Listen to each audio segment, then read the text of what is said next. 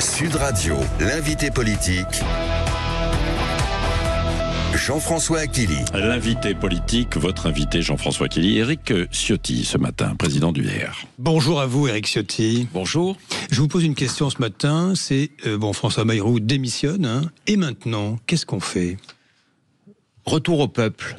Pour moi, il n'y a aucune solution qui relèverait de la tambouille politicienne, comme M. Macron s'y confond depuis plusieurs années maintenant. On est dans une situation de crise politique, on est quasiment dans une situation de crise de régime, il n'y a aucune majorité à l'Assemblée nationale. Et quand il y a une situation de blocage, pour trancher le nœud gordien, la seule solution en démocratie, c'est le retour vers le peuple. Je l'ai dit hier à la tribune, c'est dissolution ou démission du président de la République. Mais à un moment, il faut redonner une légitimité à ceux qui gouvernent. Et aujourd'hui, quel que soit celui qui va être nommé, nouvelle cautère sur une jambe de bois, nouvel artifice, ça ne changera rien parce qu'il n'y a pas de majorité. Et pourquoi il n'y a pas de majorité ? Parce que l'année dernière, il y a eu une coalition des contraires au second tour des élections législatives avec ce ridicule Front républicain, une coalition qui est allée de LFI jusqu'à LR. Vous pensez qu'on paye aujourd'hui, c'est ça qui nous a amené cette situation. On paye aujourd'hui le Front républicain, c'est ce que vous dites ? Bien sûr, le Front républicain a conduit au chaos. Il y a eu 3 grandes coalitions l'année dernière.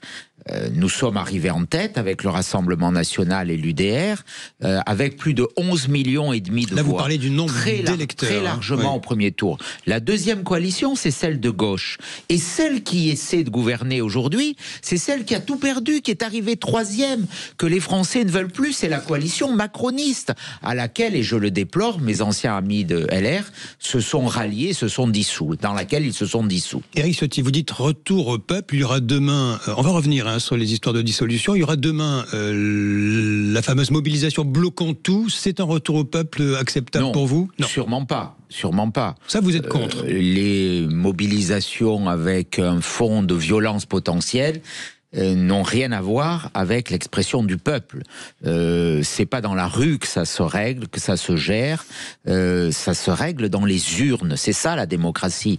Ce n'est pas la loi de la violence, des bandes, des casseurs, comme hélas on risque de les voir demain à nouveau. S'il n'y a pas de dissolution, si Emmanuel Macron nomme au hasard Sébastien Lecornu à Matignon, que se passe-t-il ?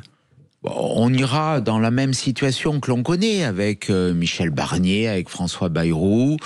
Je pense que là, d'après ce que je lis, ce que j'entends, la tendance est de faire un appel du pied à la gauche, d'essayer de convaincre le Parti socialiste. Donc on va aller, alors que le pays n'a jamais été autant à droite, que les valeurs de droite, c'est-à-dire l'ordre, le respect de notre identité, la liberté économique, n'ont jamais été aussi majoritaires, aussi plébiscitées dans le pays.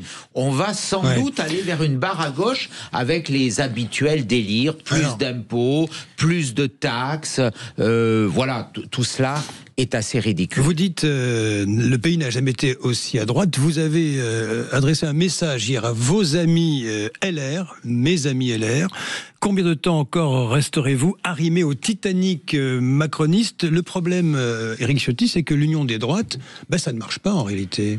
Ça ne marche pas pour l'instant, mais ça progresse. Il y a aujourd'hui dans toutes les enquêtes d'opinion, on voit bien que l'addition a une force énorme. C'est celle que représente aujourd'hui le Rassemblement national. J'ai voulu cette alliance avec le Rassemblement national parce que on ne pourra plus gagner. La droite ne peut pas gagner s'il n'y a pas une alliance avec le Rassemblement national. C'est une vérité absolue. Avec et c'est une attente des Français. Mais Reconquête a un discours que j'ai du mal à comprendre.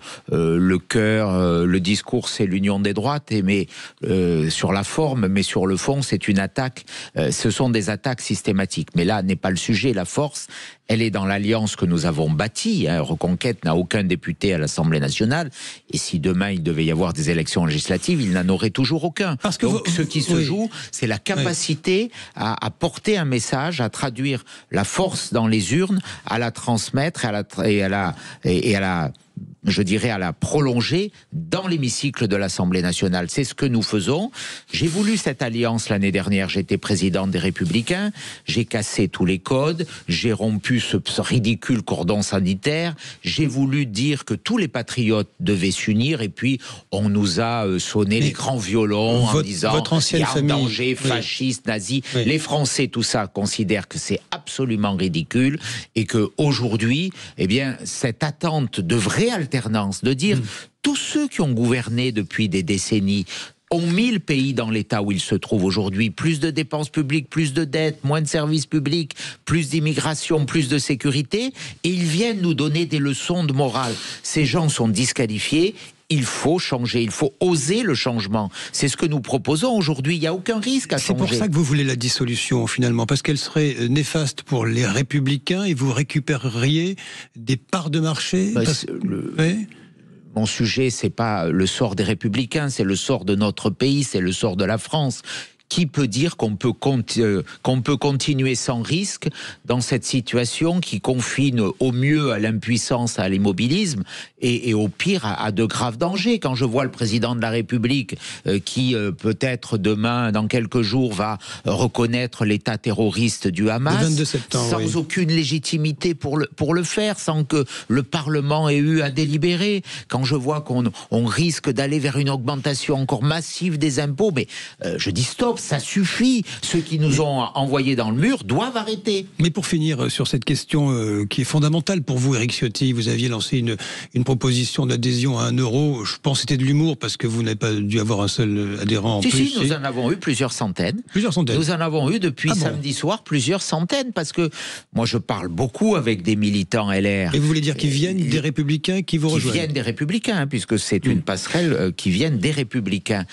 Ils ne supportent plus aujourd'hui un discours très ambigu qui, selon les mots de M. Wauquiez, hier soir très ambigu de M. Retailleau, pourrait dire qu'il participerait ou qu'il ne censurerait pas un gouvernement socialiste ou qu'il pourrait siéger avec des ministres socialistes. Mais c'est totalement ahurissant. Éric Ciotti, il y a une personnalité qui ne veut pas de l'union des droites parce qu'elle dit qu'elle n'est pas de droite. C'est Marine Le Pen.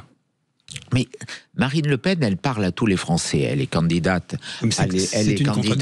Elle est candidate à l'élection présidentielle. Mais j'ai fait cette alliance l'année dernière avec Marine Le Pen et Jordan Bardella. Et je la remercie parce que on dit souvent, j'ai entendu encore des discours un peu ridicules, le Rassemblement national ne veut pas d'alliance. Ce que nous avons fait l'année dernière démontre justement qu'il y a cette volonté d'élargissement. Et quand on est candidat à la présidence de la République, il y a une volonté naturellement de parler à tous les Français. C'est une vision assez gaulliste de la Ve République. Mais en tout cas, cette alliance, nous l'avons faite. Elle a donné des résultats extrêmement importants au plan électoral. Vous n'y voyez pas de contradiction? Aujourd'hui, nous allons gagner avec cette alliance. Vous n'y voyez pas de contradiction? Je ne vois aucune contradiction. Marine Le Pen jugée en appel du 13 janvier au 12 février 2026, c'est-à-dire dans la séquence de campagne électorale pour les élections municipales. C'est un problème? Oui, naturellement. Je trouve que les avocats de Marine Le Pen souhaitaient que ce procès se tienne après les élections municipales.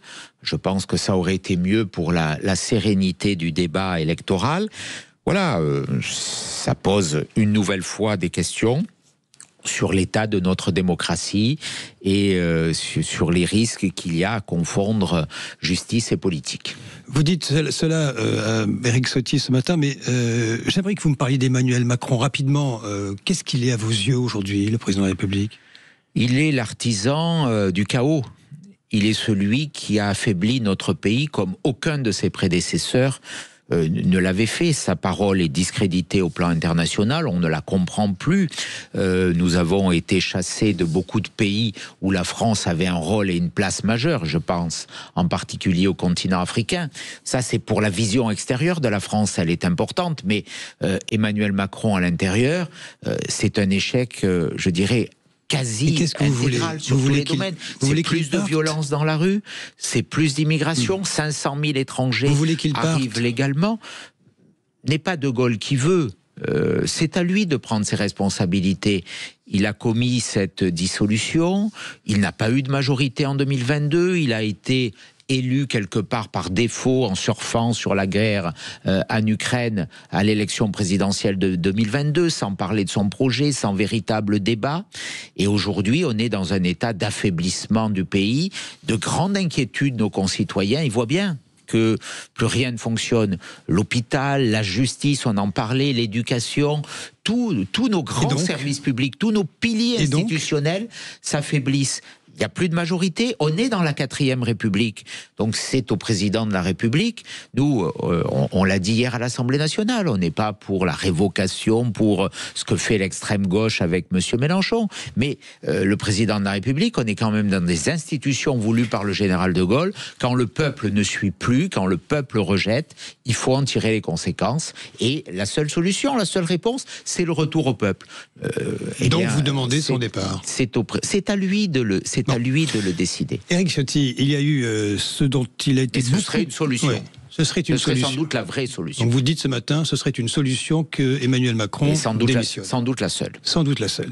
Éric Ciotti, il y a eu l'épisode du week-end dont il a été beaucoup question, 2 journalistes qui conversent et enregistrent à leur insu avec 2 responsables socialistes. Que va faire l'UDR? Vous réclamez une... Nous avons déposé une commission d'enquête. Chaque groupe dispose d'un droit de tirage pour créer une commission d'enquête. Donc avec l'UDR, nous allons créer une commission d'enquête sur la neutralité du service public, parce que ce qui est insupportable dans cette affaire, il y a une connivence politique avec des journalistes qu'on avait, avant cet épisode, bien identifiés à gauche. Voilà, on sait que Patrick Cohen, Monsieur Legrand expriment des convictions de gauche. C'est leur droit. Ce qui n'est pas leur droit, c'est que quand on est sur des chaînes financées par l'argent des Français, on a un devoir plus encore qu'ailleurs de neutralité politique, d'indépendance. Donc le service public n'a pas à financer l'impôt des Français.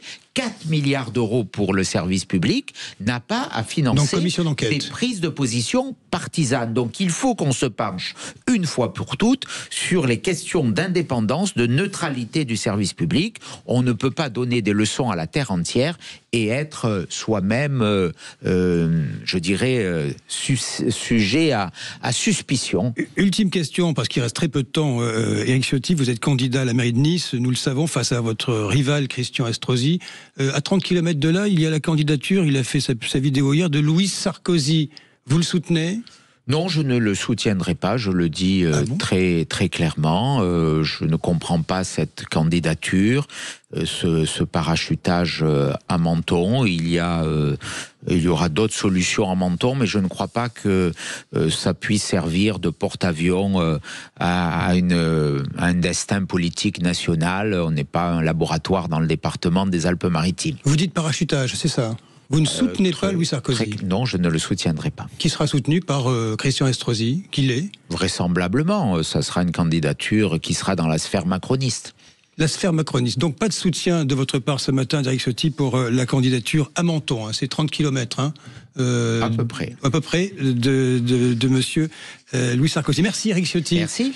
Président de l'UDR, d'avoir été l'invité ce matin de Sud Radio. Merci Jean-François Aquili. Éric Ciotti, vous connaissez bien Jean-François Aquili, il a évidemment la géographie de ce département. Oui, surtout dans le sud. Ah oui, surtout évidemment dans le sud. Allez, dans un instant, le grand débrief, Éric Revel, Elisabeth Lévy, et vous au 0826 300 300. Vous avez entendu Éric Ciotti qui dit la seule solution, c'est le départ d'Emmanuel Macron. Qu'en pensez-vous? J'aimerais vous entendre. 0826 300 300, parce qu'il y a d'autres solutions. Alors Gabriel Attal, lui, il dit ce matin dans Le Parisien, il ferait nommer un négociateur. Et il a des idées, mais il ne donne pas le nom. Il y a d'autres noms qui circulent. Nous en parlons dans un instant, évidemment, sur Sud Radio.